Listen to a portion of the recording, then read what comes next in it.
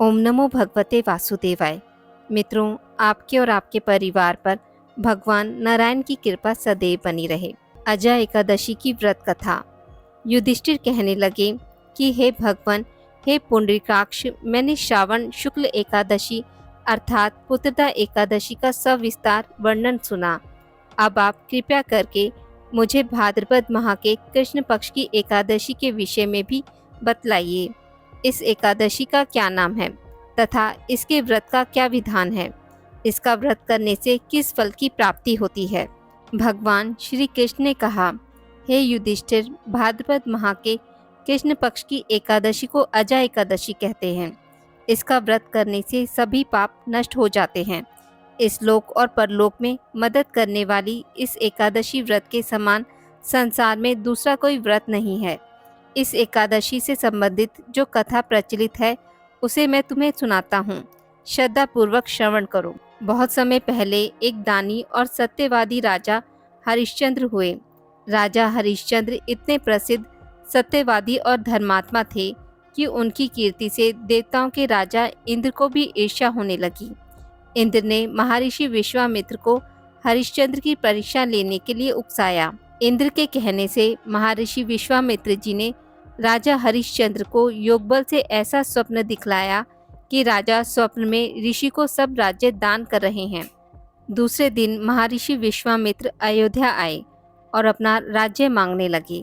स्वप्न में किए दान को भी राजा ने स्वीकार कर लिया और विश्वामित्र जी को सारा राज्य दे दिया। अयोध्या से राजा हरिश्चंद्र जब चलने लगे तब विश्वामित्र जी ने कहा, जब तब दान आदि बिना दक्षिणा दिए सफल नहीं होते। राजपाट तो तुम पहले ही सौंप चुके हो, तो अब दक्षिणा कैसे दोगे?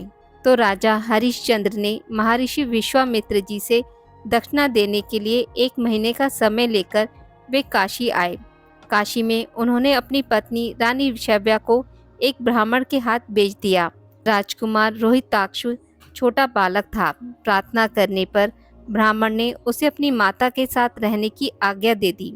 स्वयं अपने को राजा हरिश्चंद्र ने एक चंडाल के हाथ बेच दिया और इस प्रकार ऋषि विश्वामित्र को 1000 मोहरें दक्षिणा में दी। महारानी शैव्या अब ब्राह्मण के घर में दासी का काम करने लगी। चंडाल के सेवक होकर राजा हरिश्चंद्र शमशान घाट की चौकीदारी करने लगे। हरिश्चंद्र शमशान में मृतकों के परिजनों से दाह संस्कार के बदले कर वसूली करने का काम करता था।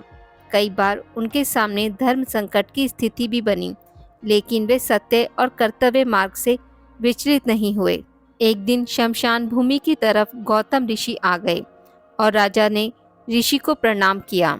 गौतम ऋषि ने कहा कि किसी पूर्व जन्म के पाप के कारण आपकी यह दशा हुई है।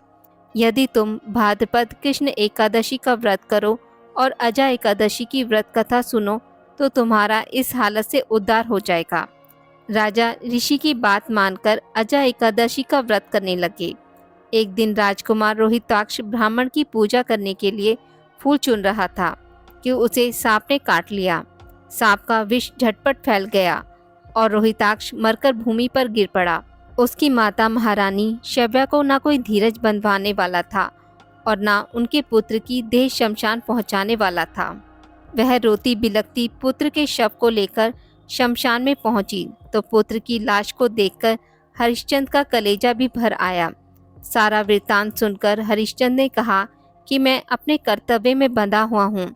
जो भी यहाँ दाह संस्कार के लिए आता है उसे कर के रूप में कुछ ना कुछ देना पड़ता है। रानी के पास कर देने के लिए कुछ भी नहीं था। राजा हरिश्चंद्र को बड़ा दुख हुआ, किंतु वो अपने धर्म पर स्थिर बने रहे। अपने हालातों पर दोनों भगवान से प्रार्थना कर रहे थे। जब हरिश्चंद्र ने दाह संस्कार नहीं करने दिया तो रानी ने अपनी आधी साड़ी चीरकर हरिश्चंद्र को कर के रूप में दे दी। उधर प्रभु भी यह सब कुछ देख रहे थे तो हरिश्चंद्र की कर्तव्य परायणता को देखकर वहां भगवान नारायण, इंद्र, धर्मराज आदि देवता और महर्षि विश्वामित्र प्रकट हो गए। उन्होंने उनके पुत्र को जीवित कर दिया और फिर से हरिश्चंद्र को राजपाट भी लौटा दिया।